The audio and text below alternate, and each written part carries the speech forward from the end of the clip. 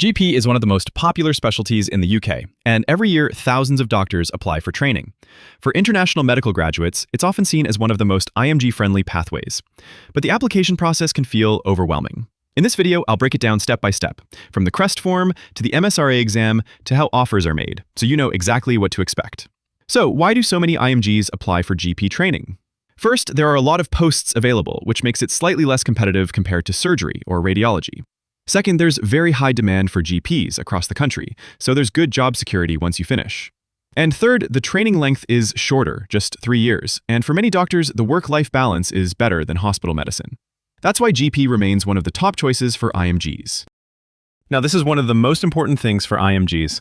If you haven't done the UK Foundation Program or an FY2 standalone post, you won't have the FPCC, the Foundation Program Completion Certificate. Instead, you'll need a document called the CREST form. The CREST form, or Certificate of Readiness to Enter Specialty Training, proves that you've achieved the foundation-level competencies needed before entering GP training. It must be signed by a consultant or equivalent, such as a GP, professor, or clinical director who is on the specialist register and who has worked with you for at least 3 continuous months in the last 3.5 years. Attachments or observerships don't count. If your signatory isn't GMC registered, you'll need to provide proof of their registration with their local medical authority, and if it's not in English, a certified translation. The good news is that the 2024 version of the CREST form is accepted for 2025 applications, and it's been simplified compared to older versions. Most IMGs will need this form, so plan early, speak to your consultants in good time, and make sure it's ready before applications open. One of the big advantages of GP training is that there's no portfolio and no interview.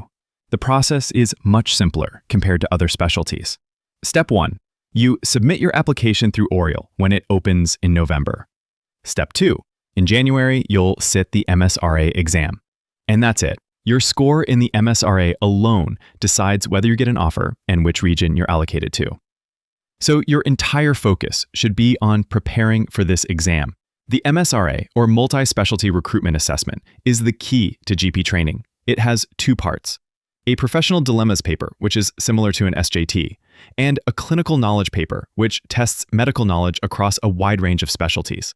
Because there's no portfolio and no interview, your MSRA score is everything.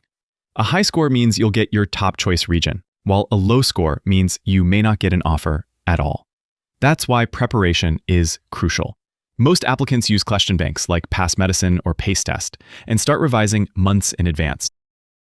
After the exam, you'll rank your preferred training regions on Oriel. Your MSRA score decides your position on the national list. Higher scores get first choice, while lower scores may need to be more flexible. So if you're set on London or other competitive areas, you'll need a very strong score. But if you're open to regions outside the big cities, your chances of securing a place are much higher. GP training lasts 3 years in total. Usually, you'll spend around 18 months rotating through hospital specialties like medicine, pediatrics, psychiatry, or emergency medicine. The other 18 months will be in a GP practice, where you'll learn primary care directly. During training, you'll sit the MRC GP exams, which include the Applied Knowledge Test and the new Simulated Consultation Assessment that has replaced the CSA. Here are my top tips for IMGs applying to GP training. Number 1, start the CREST process early. Consultants are busy, so don't leave it until the last minute. Number 2, focus completely on the MSRA. It's the only thing that matters for offers. And number 3, be flexible with locations.